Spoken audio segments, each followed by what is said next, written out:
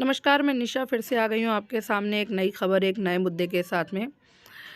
आज हम आपको जो खबर दिखा रहे हैं, ये माता रमाबाई अंबेडकर का जन्मदिवस आज मनाया गया था।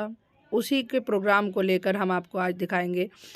ये जो प्रोग्राम हुआ था, ये माता रमाबाई अंबेडकर महिला संघ की तरफ से हुआ था, जो कि कोंडली अंबेडकर पार्क में था। ये वहाँ से आज हम आपको दिखा रहे हैं कि किस किस तरीके से किस किस वक्ता ने अपनी श्रद्धांजलि माता रमाबाई अंबेडकर जी के चरणों में अर्पित की है। तो उसको देखिए आप, और हमें कमेंट सेक्शन में ज़रूर बताइएगा कि आपको ये हमारा प्रोग्राम कैसा लगा। वो महिलाओं की थी और होनी भी चाहिए। जयंती हम लोग क्यों मनाते हैं? अतीत को वर्तमान से जोड़ने के लिए, और जिन महापुरुषों ने अपने ज्ञान के बल पर इस देश में क्रांति की, जिनके विचारों ने क्रांति की, उनका जन्मदिन मनाने में हमको गर्व महसूस होना चाहिए। माता रमाबाई के तो नाम में ही त्याग है। अगर हम रमा का उल्टा कर देते हैं तो होता है मार, और मार शब्द का सबसे पहले यूज किया तथागत सम्यक संबुद्ध ने, जिन्होंने अपनी सारी इच्छाओं को मार लिया था। और उसी तरीके से माता रमाई ने अपनी सारी इच्छाओं को मार लिया था, हमारे बेहतर भविष्य के लिए, हमारे बच्चों के जीवन में उजाला लाने के लिए। क्योंकि अपने वो नहीं होते जो आपके रोने पर आते हैं, अपने वो होते हैं जो आपको रोने ही नहीं देते। और इतिहास गवाह है, बाबा साहेब डॉक्टर अम्बेडकर ने उस व्यवस्था को ध्वस्त कर दिया जिनकी वजह से हमारी आंखों में आंसू थे। हम सभी लोग माता रमाई के त्याग बलिदान को जानते हैं और यहाँ पर सभी जागरूक महिलाएं हैं। अब मैं बात करूंगी उन महिलाओं की जो हमारे ही समाज की है, और जो ना जाने काली पीली नीली न जाने पता नहीं किस किस के वो व्रत करती हैं, जो उनके घर की नहीं, परिवार की नहीं, खानदान की नहीं, रिश्तेदार नहीं, लेकिन उनके चरणों में वो सर झुकाती है जिन्होंने हमारे लिए कुछ नहीं किया। मैं ऐसी महिलाओं से कहना चाहती हूँ, अगर आपको सर झुकाना है तो सावित्रीबाई फुले के चरणों में झुकाइए, जिनकी वजह से भारत की प्रत्येक महिला पढ़ पा रही है। अगर आपको सर झुकाना है तो माता रमाई के चरणों में झुकाइए, जिन्होंने अपने बच्चे कुर्बान कर दिए हमारे लिए। लेकिन उनको तो हम लोग जानते नहीं, क्योंकि हम लोग भेड़ चाल चल रहे हैं, क्योंकि हम लकीर के फकीर बन रहे हैं। हमको लकीर का फकीर नहीं बनना है। डॉक्टर अंबेडकर ने इस देश की महिलाओं के लिए सबसे ज्यादा काम किया। अगर महिलाएं जागरूक होकर अपने घर से बाहर नहीं निकलेगी तो हमारा मिशन, जो बाबा साहेब का मिशन है, वो बहुत पीछे चला जाएगा। बाबा साहेब ने कहा था कि महिलाओं को ऊंची महत्वाकांक्षा रखनी चाहिए, उन्हें शिक्षित होना चाहिए। क्या पढ़ाई पे सिर्फ पुरुषों का अधिकार है? नहीं, महिलाओं को भी शिक्षित होना चाहिए, क्योंकि एक महिला एक परिवार में बदलती है तो समझ लीजिए वो पूरा परिवार बदल देती है। एक महिला शिक्षित होती है तो वो अपने पूरे परिवार को शिक्षित कर देती है। तो आज हम महिलाओं को जागरूक होकर मिशन मूवमेंट को आगे बढ़ाना है। समय बहुत कम है, आखिर में एक छोटी सी कहानी सुनाकर मैं अपनी बात को खत्म करती हूँ। एक महिला थी और उसके 4 बच्चे थे। एक दिन मौत उसके घर पे आ गई। मौत ने कहा कि मैं तेरी माँ को लेने आई हूँ। तो 10 साल का लड़का था, उसने कहा कि मौत मौत, मेरी माँ को मत लेके जाओ, मेरी माँ बहुत अच्छी है, बहुत प्यारी है, वो हमारा बहुत ध्यान रखती है, अगर तुम मेरी माँ को ले जाओगे तो हम अनाथ हो जाएंगे। मौत ने कहा में गया है, और ये मैसेज जो है ये हमारी अलग अलग स्टेट्स में भी गया है।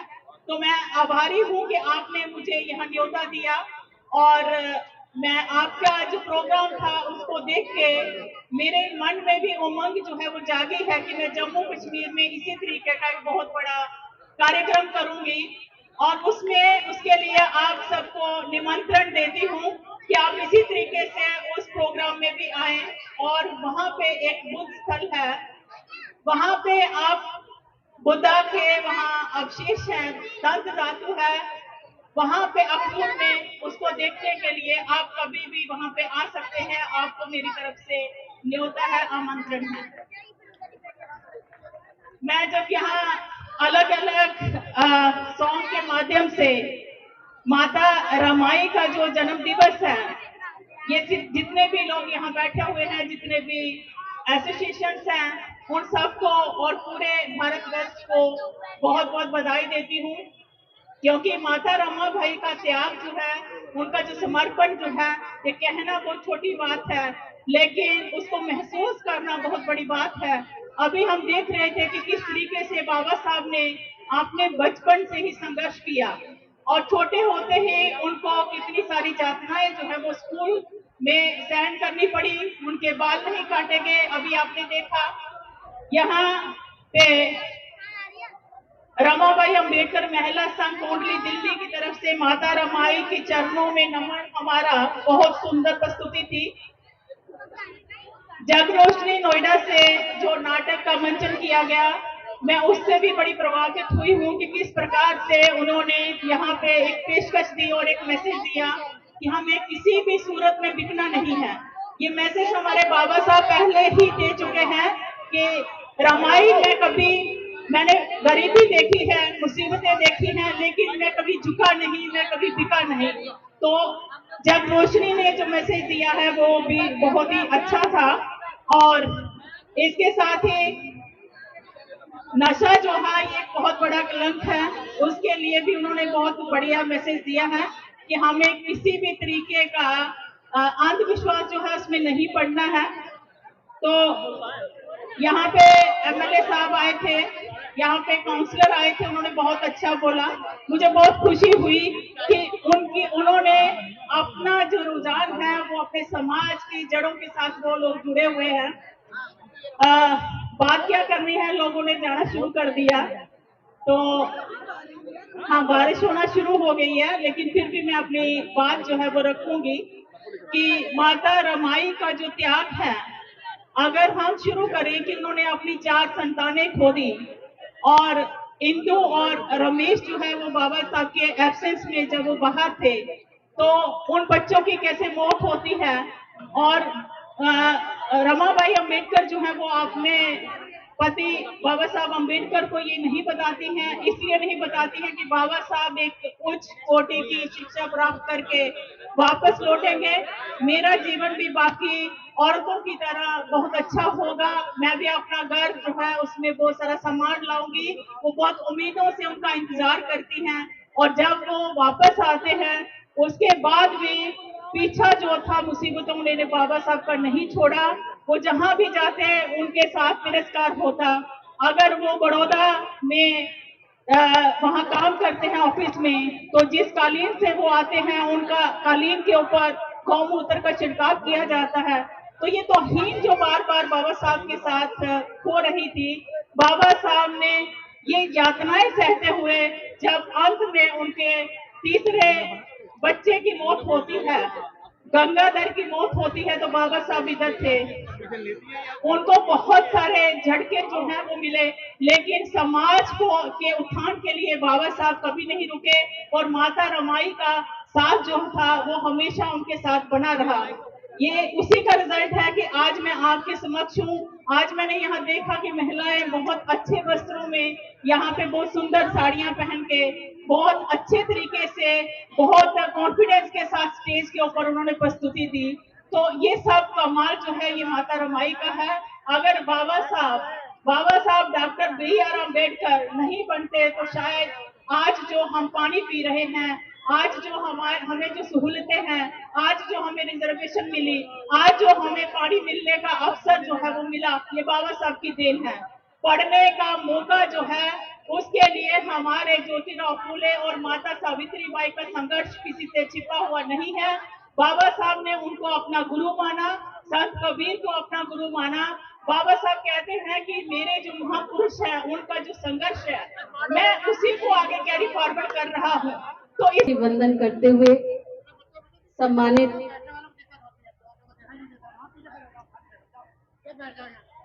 उपस्थित सम्मानित भंतेगण, माता रमाबाई अंबेडकर महिला संघ की हमारी मीनू जी और तमाम हमारी मातृशक्ति को नमन करती हूँ। कोंडली की ऐतिहासिक धरती पर आयोजित इस ऐतिहासिक कार्यक्रम में आए हुए मेरे क्षेत्र के सभी सम्मानित और आसपास के क्षेत्र की सभी सम्मानित मातृशक्ति बुजुर्गों, माताओं, बहनों को मेरा क्रांतिकारी जय भीम।